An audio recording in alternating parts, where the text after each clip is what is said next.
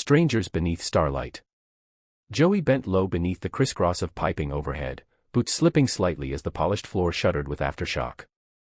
The Eventide wasn't supposed to be under siege. It was a diplomatic cruiser, a neutral hub where both human and alien factions met in forced civility. And yet, somewhere below Deck 7, smoke bloomed like an angry flower. "Keep moving," he muttered to himself, then louder, "Ambassador." Daphne materialized from the corridor, robes fluttering, her pace steady despite the carnage behind them. Violet light danced across her eyes, a telltale sign of her species' inner circuitry. "You should not be here," she said, voice calm.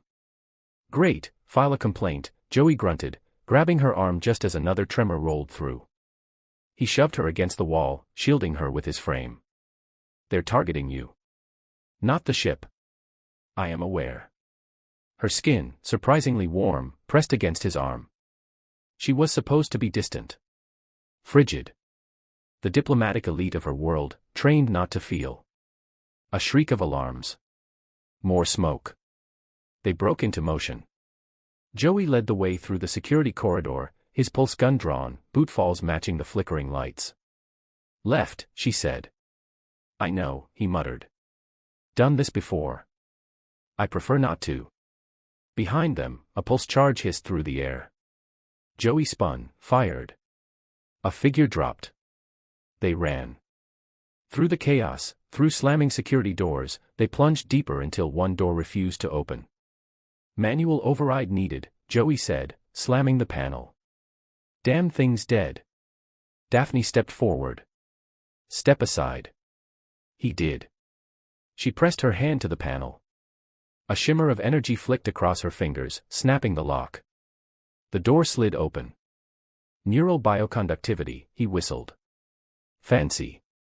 Do not speak to me like I am a toy." Noted. Also impressed. Inside, the room was a chamber of quiet, a balcony overlooking the stars. Fires smoldered below the hull, docking arms sagged. She walked to the edge, hands curling around the rail. "This was supposed to be neutral ground," he said. "It was. Until you arrived." He grinned. "You flirting or blaming?" "Statistically, you attract chaos." "Statistically," he said, "you're kind of hot when you're bossy." She didn't respond. But her glow brightened. Below, emergency ships zipped between bays. "I can't feel fear," she said quietly. "We're trained to kill it." "Guess that makes me defective," he said. "I'm scared every damn minute. Especially when I have to trust politicians." She turned to face him. "You're beneath fear. Unpredictable. Chaotic." He nodded. "Thanks. Not a compliment." Still taking it as one. A boom from below. The ship tilted. Joey stumbled. She caught his arm. They locked hands. Neither let go. Daphne inhaled sharply. "I can't." "Can't what?" "Let go. It's burning." He felt it too. Not pain. A charge. His fingers pulsed where hers touched. Her eyes glowed wildly. "It's a malfunction," she whispered. "No, princess," he said softly. "That's what feeling feels like." She staggered back. "I shouldn't have touched you." Too late. Her hand rose, not to threaten, to warn. "There's a kill switch inside me. If my chemistry shifts too far, then don't shift alone." "You don't understand." "Then explain it." The door burst open. Her bodyguard. 2 guards. Weapons ready. "Ambassador," one barked. "You're needed." Joey raised both hands. "We were just admiring the view." She didn't look at them. Her eyes locked on his. She turned and walked away. His hand still tingled. He stood alone as smoke crept under the door. And that was only the beginning. He rejoined the summit chamber with half a mind still echoing that impossible contact. Around him, tension cracked like static. Diplomats, generals, aides, all shouting. All angry.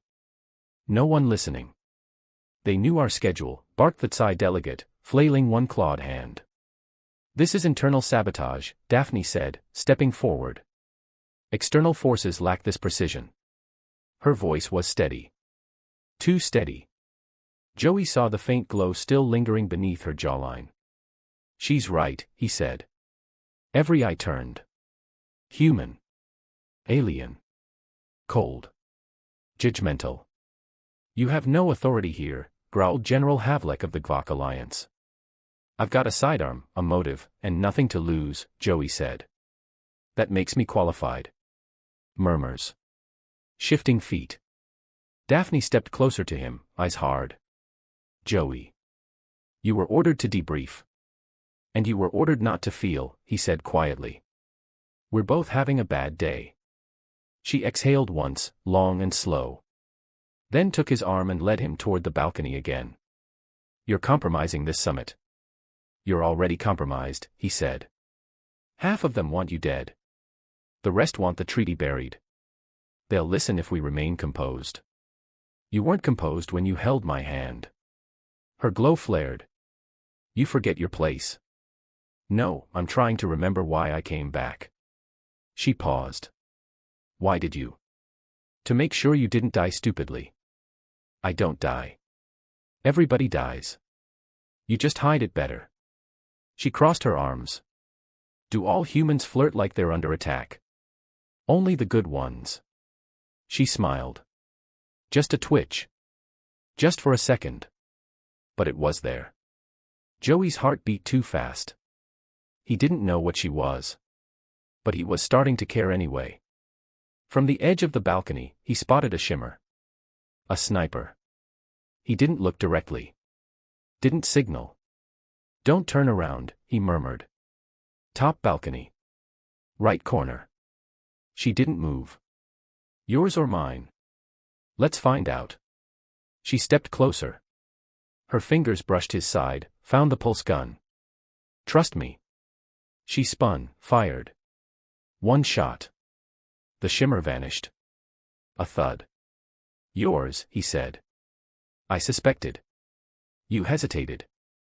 I wanted confirmation. You almost got me killed. You would have flirted on the way down. You're not wrong. A new sound rose, mechanical, rhythmic. Fast. SECU drones, she said. We're not staying here.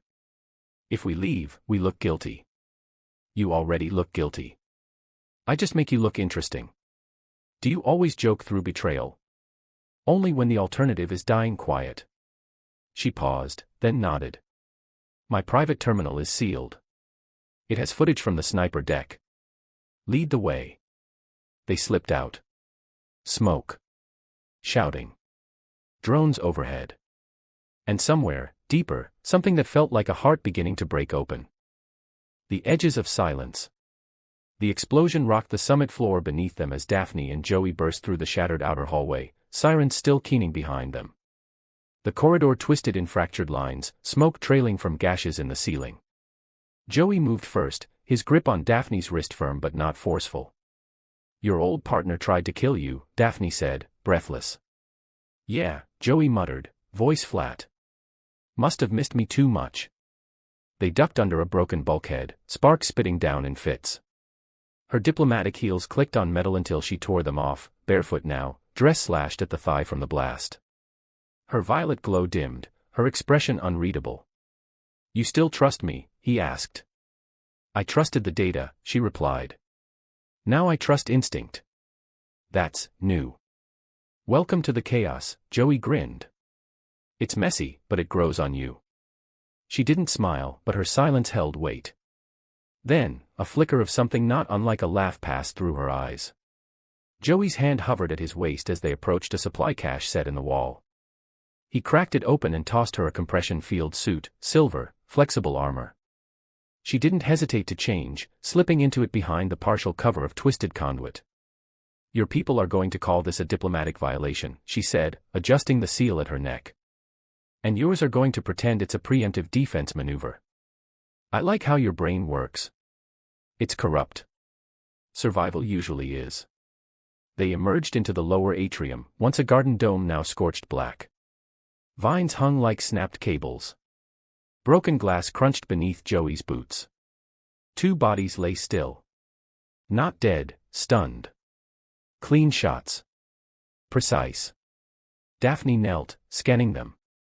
This was done by syndicate-grade tech. Not military. Not state. Mercs, Joey said. Means someone paid for silence. You think we stumbled into something personal? He looked at her. Ambassador, everything about you feels personal. They stopped beneath the shattered skyview, stars blinking through the breach. The cruiser's comm lines flickered, patchy. We need to reach the subdeck, Daphne said. There's an encryption core. If we can prove who gave the kill order, we can broadcast it. And then what? Public scandal. Galactic war. Awkward apology notes. The truth. Truth's a myth we tell kids. But I'll follow. Because you trust me. Because you broke protocol to grab my hand. They pushed through fire-slick doors into the subdeck shafts. Red lights blinked. Coolant mist hissed. A voice echoed from the speakers. Ambassador Daphne Saren. Human operative Joey Vin. Lay down your weapons. Surrender peacefully. They're using your full name, Daphne noted. That's how you know they want you dead. They pressed onward.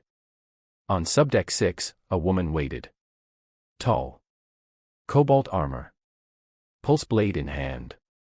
Joey, she said. You always did choose the wrong side. Ziva, Joey murmured. I thought you were dead.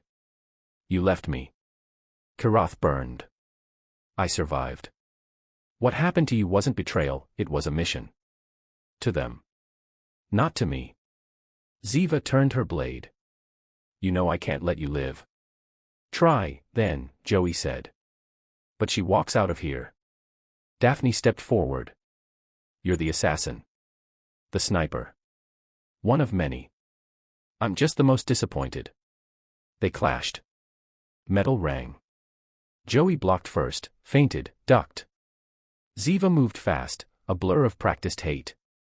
Daphne didn't interfere. She watched, eyes glowing faintly, absorbing patterns. Joey stumbled. Ziva raised her blade. And Daphne stepped in. Not with force. With silence. Her hand touched Ziva's wrist. Energy pulsed. Ziva froze. Her eyes wide. What? Her weapon dropped. Neural feedback, Daphne said calmly. I changed your equilibrium. You're done. Ziva crumpled. Joey gasped, winded. Damn. That was hot. I prefer lethal over decorative. He straightened. You okay? I touched her, she said softly. And felt something. Rage. Grief. It passed through me. Like a current. You're feeling more. I am. Joey looked at her differently now. Not with suspicion. With awe. You're evolving. No, she whispered. I'm remembering. Remembering what? That I was never supposed to be just a weapon. He reached out. She didn't pull away. We still have to survive this, she added. One step at a time. As they moved toward the core vault, Daphne whispered to herself, no more distance. Not between the truth and me. Not between. Her fingers brushed Joey's again. This time, she didn't let go. Between betrayals. The encryption core chamber was silent when they arrived. Thick glass sealed it, glowing faintly blue from the containment field. The only sound was the pulse of their own breath. Joey leaned against the reinforced frame, watching Daphne work the access panel. Her fingers danced across the console, violet light flickering from her palms. We're locked out, she said after a moment. Internal codes have been purged. Someone wiped it right before the blast. They knew we'd come here, Joey muttered. Yes. So what's plan B? You're the improviser. Improvise. He cracked his neck. Give me 2 minutes. He pried open a floor panel beside the console and dropped into a crouch. Wires. Old tech. He smiled. This system's running a mirrored relay. They thought they were clever. Were they? No, they forgot about human stubbornness. He rerouted 2 lines, twisted a copper strand, and bridged it with his pulse clip. The core lights flickered. We've got 5 minutes before it resets, he said. Download whatever you can. She stepped forward, inserted a bio link from her palm to the core.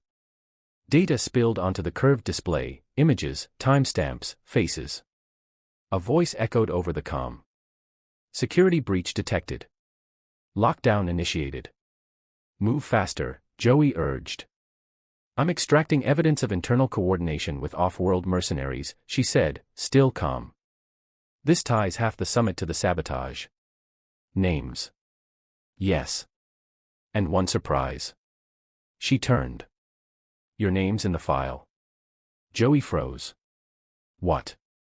You were marked as part of the first wave. The explosion pattern follows your last known deployment. They're framing me. Or they wanted you to walk in and disappear with me. Scapegoats.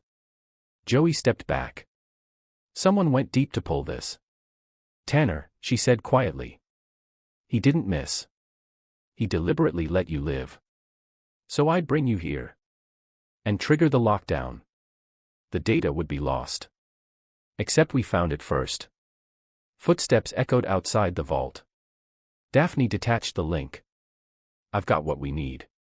How do we get it out? I can send it to one place off-grid, she said. My sister. She works under diplomatic cover in the Calyx system. She'll distribute it. Can she be trusted? I don't know. But she's my sister. That's not a guarantee. No, she agreed. It's a risk. But one I have to take. She touched the display, encoded the data burst, and fired it into the relay satellite. The lights dimmed. The console sparked. The door behind them exploded inward. Tanner stepped through. Black armor. Scarred jaw. His eyes locked on Joey. You never were good at dying, Tanner said. And you never were good at being dead, Joey snapped. Tanner raised his weapon. This is mercy. Daphne stepped forward. You used me. You were necessary. I am not a tool. No, he said. You're a variable. He fired. Joey tackled Daphne to the ground. The blast missed by inches. Tanner advanced, but Joey rolled, kicked upward, and disarmed him. The 2 men crashed into the wall, fists flying. Joey bled from the mouth. Tanner grunted as Daphne struck him with a shock baton pulled from Joey's belt. I should kill you, she said, her hand shaking. But you won't, Tanner coughed. Because you still don't know how to choose. I choose him, she whispered. Joey looked up, bruised and stunned. Tanner stared at her. Then he laughed, bitter and broken. Then you'll both die. He pressed something on his gauntlet. A countdown began. Self-destruct, Joey gasped. This whole deck. Yes, Tanner said, fading fast. Goodbye. He slumped unconscious. Daphne dragged Joey to his feet. We have 30 seconds, she said. There's an emergency lift. Across the hall. They ran. Limped. The floor buckled behind them. Inside the lift, Joey slammed the override. The doors shut. Ascent began. Below, the encryption core chamber erupted in flame. As they rose, Daphne leaned into him. Her head rested on his shoulder. You still think I'm dangerous? She asked. Absolutely, he said. But right now, I'm glad you're on my side. Her hand slid into his. She didn't let go. Ashes of allegiance. The diplomatic cruiser's medbay was dim and quiet, far removed from the chaos still sweeping through the lower decks. Joey sat on the edge of a diagnostic bed, shirt peeled away, bruises blooming down his ribs like storm clouds. Across from him, Daphne paced slowly, her violet glow dimmed but steady. You need rest, she said. You need to stop pacing like you're waiting for a verdict. I am. He tilted his head. Whose? My own.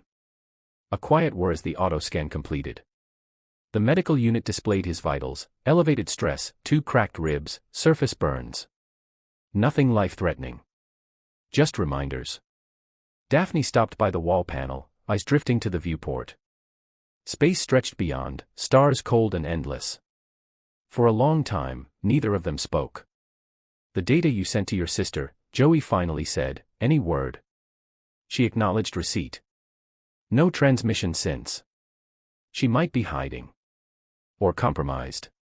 She's clever. More than me in some ways. She won't be caught easily. Joey nodded, then winced. Okay, not nodding for a while. She approached, hesitated, then touched his shoulder lightly. Sorry about Tanner. He shrugged. He was my friend. Once. Maybe the last one who knew me before I joined the Recon Corps. He thought he was saving something. He was burning it down. Her hand lingered a moment longer before pulling away. The comm panel chimed. This is Security Chief Vaylor, the voice crackled.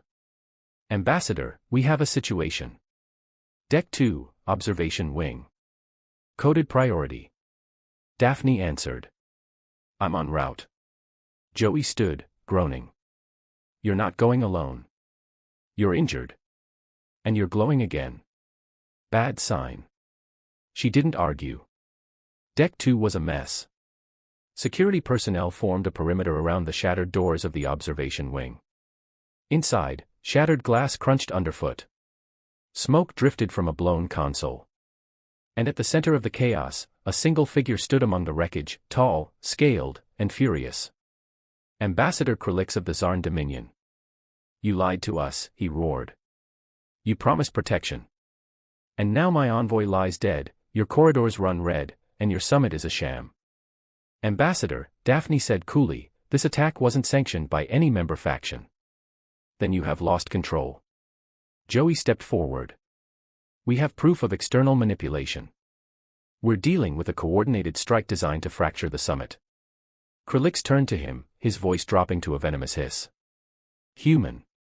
Your species thrives in chaos.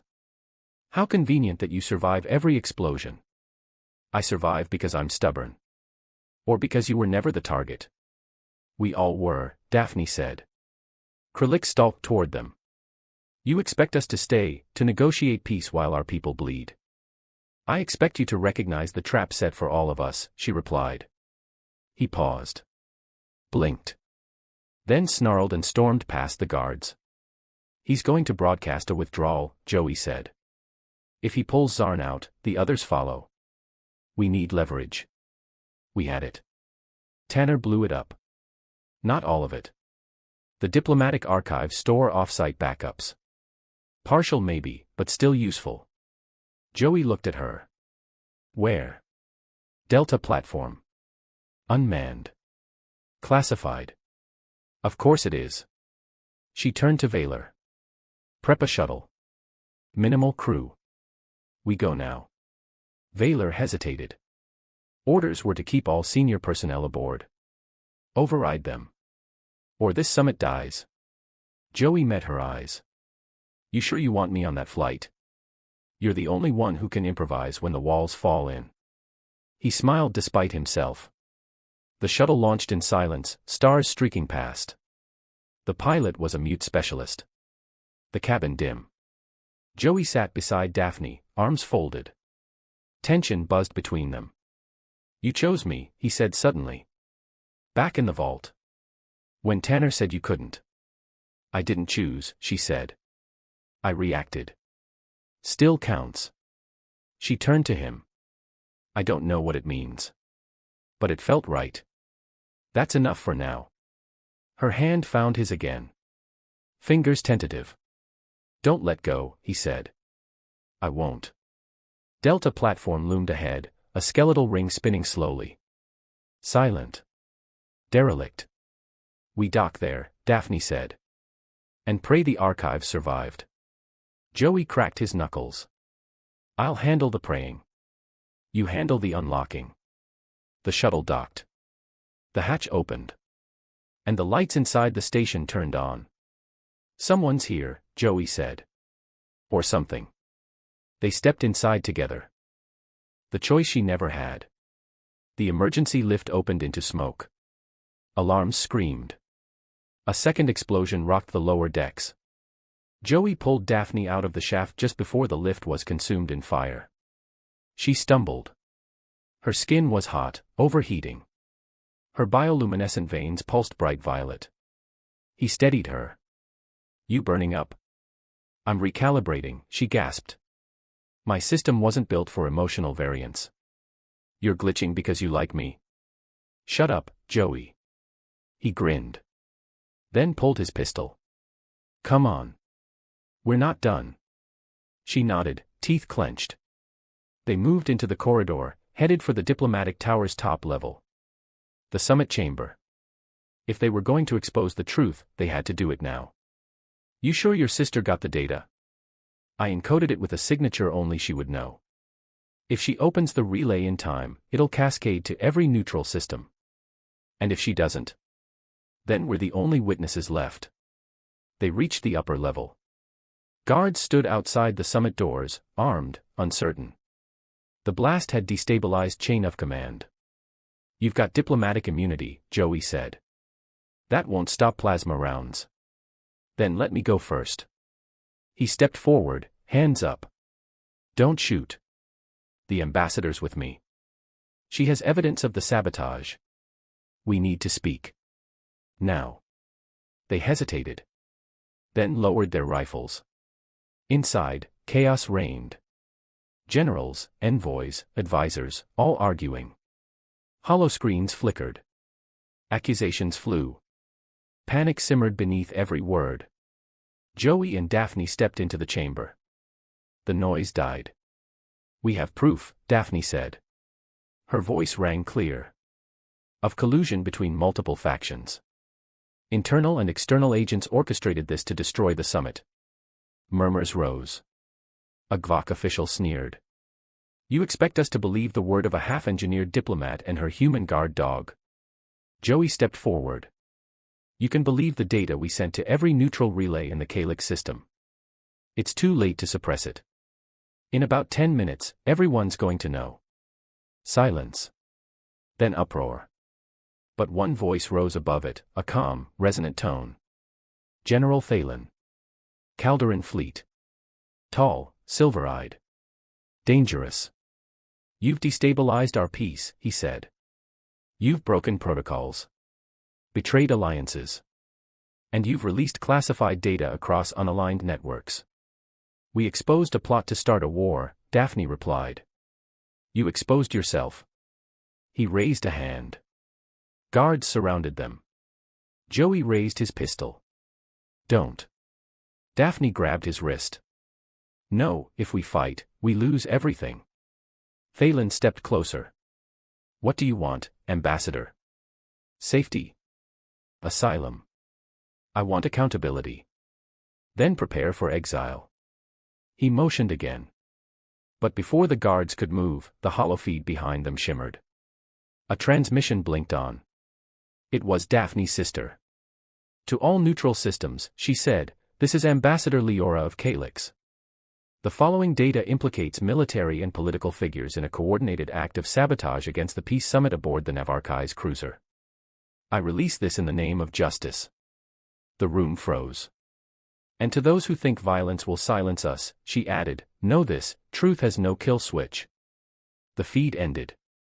Pandemonium. Weapons lowered. Thalen's jaw tightened. "You still broke the chain." "Maybe," Joey said, stepping beside Daphne. "But we built a better one." The room began to divide, some calling for arrest, others for clemency. But no one fired. No one dared. An hour later, Daphne and Joey stood on the observation deck. Behind them, the summit chamber began reformation under emergency protocol. An inquiry would follow. Names would fall. But for now. "We're not fugitives," Joey said. "That's new." She didn't smile. Not quite. But her eyes glowed softer. "You still think you're a liability?" "I know I am." "Good," she said. "Because I don't know how to stop choosing you." His hand found hers. This time, she leaned in first. Her skin was still warm. And she didn't let go. The edge of silence. The cruiser hung in orbit like a wounded animal. Below, the burned-out encryption sector spun slowly, blackened metal drifting where the core had detonated. Joey stood at the viewport of the emergency transport, watching the fragments scatter like bones across the stars. Daphne sat behind him, silent. Her arm was bandaged. Her gown torn at the shoulder. Her glow dimmed. "How long until the summit reconvenes?" he asked, not turning. "They won't," she said. "Not in this system. Not after this. They'll think we staged it. Some of them already do." He turned. "And your sister?" "The file went through," she said. "She's already leaked pieces of it. Names, accounts, locations. Then we started something. We started a war," Daphne whispered. He stepped closer. "Or we ended one. Sometimes it's the same thing." Her gaze met his. "You shouldn't have followed me." "I didn't follow you," he said. "I chose you." A pause. "And if I break again?" He touched her cheek, where a faint shimmer still pulsed. "Then I'll be here to remind you what breaking feels like." She looked down at his hand. Her fingers curled around it. "My people will never accept this. Then we find new people. We'll be hunted. We already are." Outside, the stars spun slowly. Light from a nearby sun cast them in a pale blue glow. "Where do we go?" she asked. "Someplace quiet," he said. "Someplace that doesn't need heroes or diplomats." She leaned her head against his shoulder. "I was promised a future without feeling. You were lied to." She smiled faintly. "And you? What were you promised?" He thought about it. The wars. The betrayals. The desk job he never took. "Nothing," he said. "But I took something anyway." "What?" "You." The ship moved through the debris field, silent and steady. Behind them, a dozen factions scrambled to claim truth from ruins. But in that small cabin, above a fractured world, two fugitives held hands in silence. And for the first time in their lives, neither one let go. End.